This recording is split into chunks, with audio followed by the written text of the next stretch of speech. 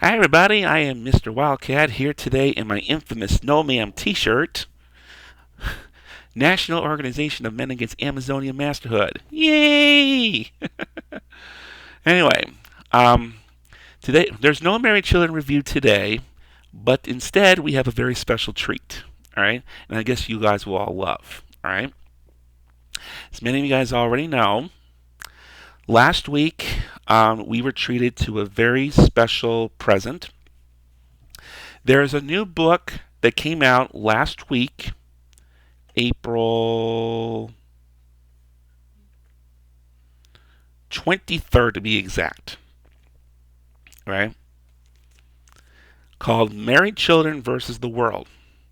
This is a must read book for all of you who are diehard fans of Married Children. And even if you're not a diehard fan, okay? Even if you're not a diehard fan, I highly recommend it too. All right? You learn so much about this show. It teaches you, okay, I have not read the book myself, but from what I've heard, this book will talk to you about all about the show, like behind the scenes, production of the show, how a show, like how an episode is done, from the day that they start writing the script to the day that they go to the tables and rehearse, to the day that they film the episode, to the day they even air the episode. Okay? Talks about it here. Also talks about the show's history. Okay? In even more detail than some of us even know. Okay? And from what I know, there's a chapter, okay? Once they get through, there's first couple of chapters is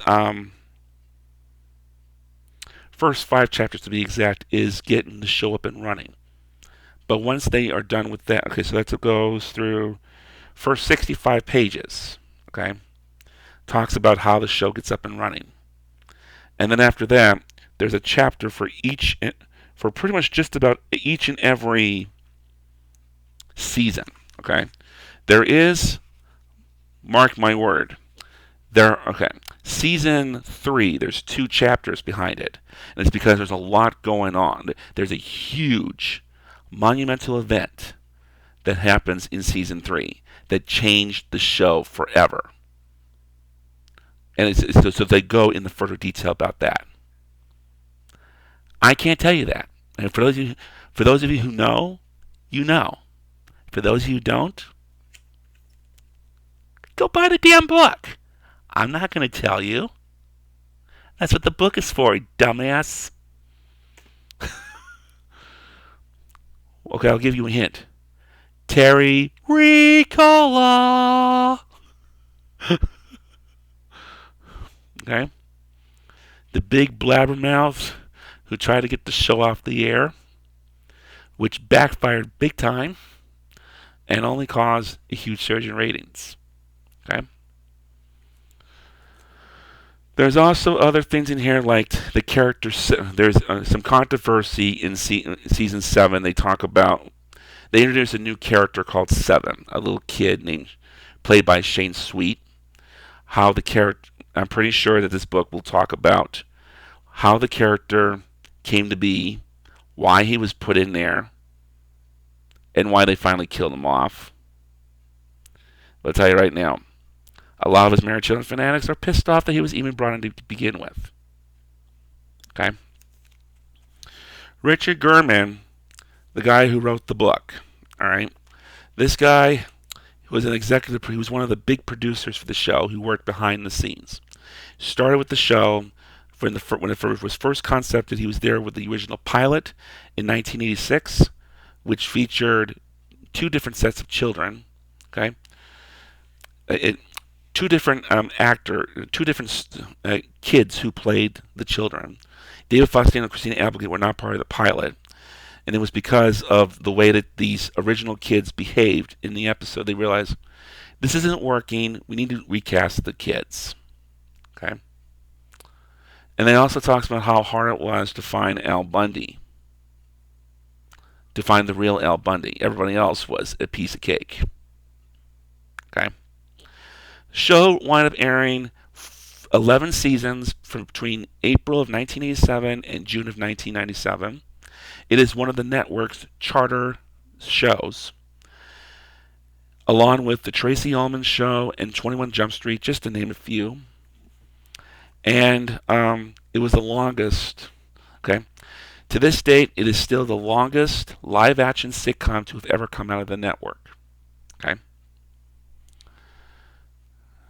so the book is the book is retail valued $30, but if you do some shopping around, like I'm not sure if you're able to find these in stores, because a lot of places don't sell books. Okay, you can probably go. Well, Sam's Club still sells books, but you're not going to find this in Sam's Club.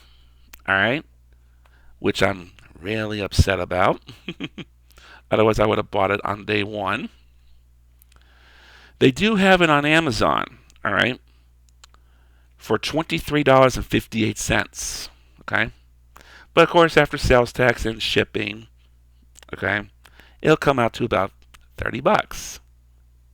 Okay, so this book, go and check it out. All right, and there's also another special treat. Okay, treats are just like potato chips. You can't have just one. That's what Conan O'Brien would say.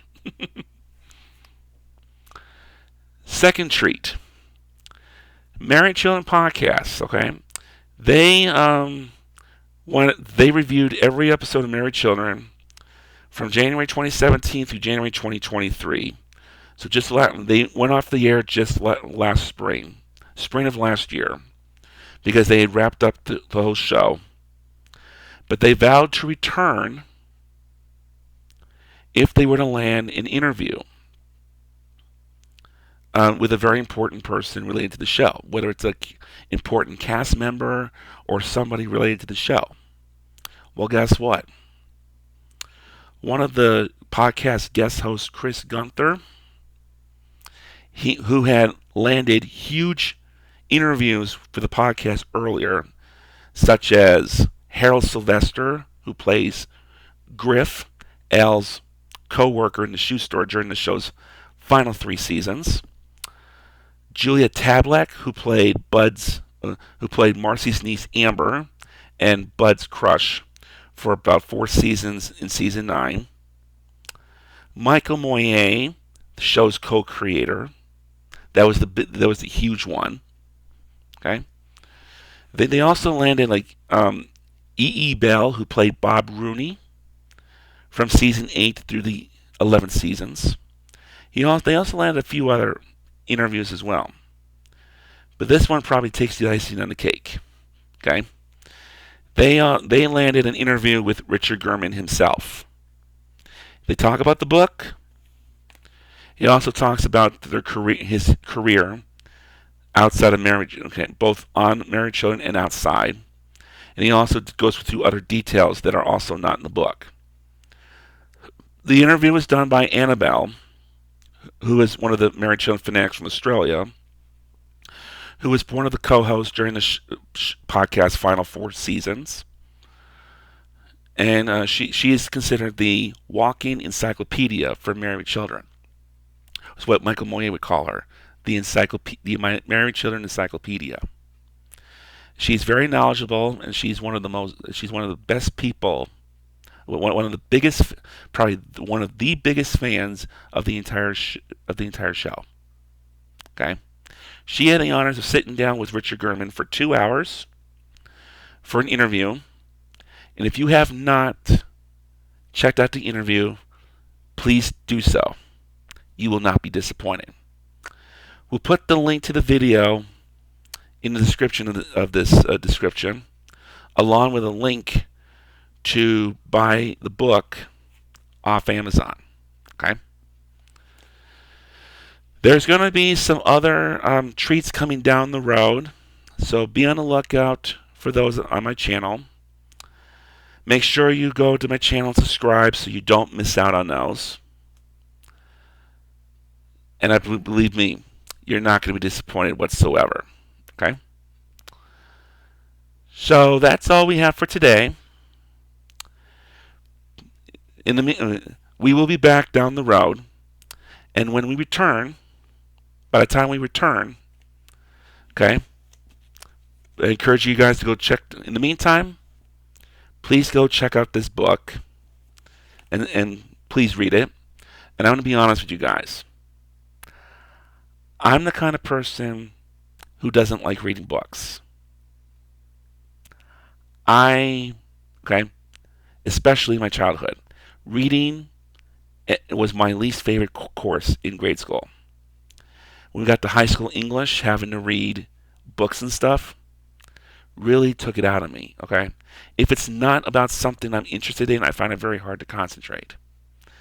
But having to read a whole bunch of novels in American literature, stupid enough to have signed up for an honors English course my junior year. My teacher, Mrs. Hulse, oh my God, she made me hate English because she had me reading all these novels, which I barely read, in such a short amount of time and writing essays about them. Like Of Mice and Men, Great Gatsby, Raising in the Sun. I don't even think I read any of those books. Yet I somehow survived the course.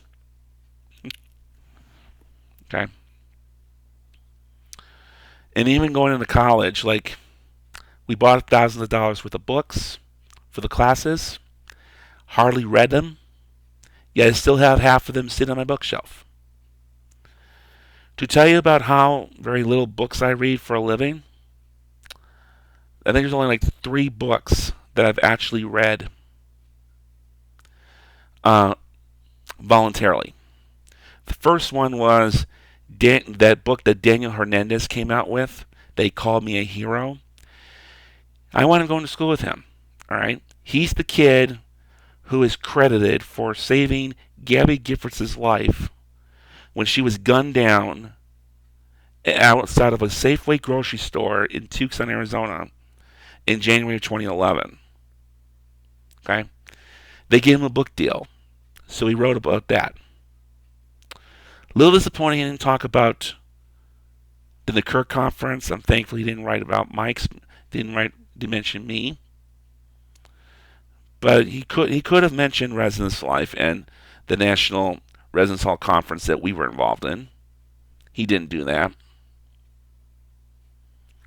Okay, but other than that, it was a really good book. Another one is it was about Tucson being a basketball town. It talks about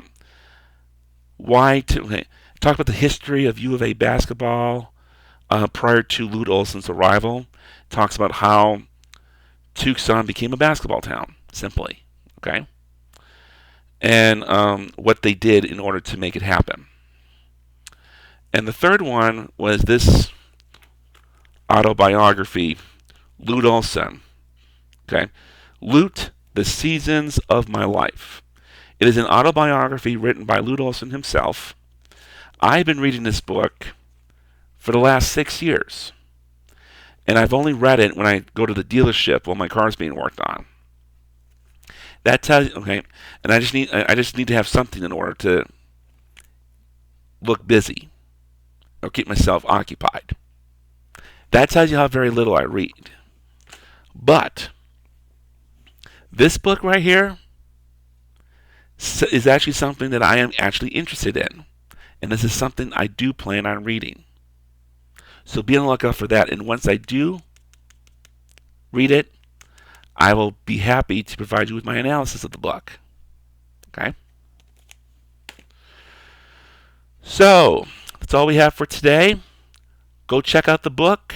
Go check out Richard German's interview on the Married Children podcast. Make sure you go to my YouTube channel, subscribe so you don't miss out on my future content that will be coming up in the upcoming weeks.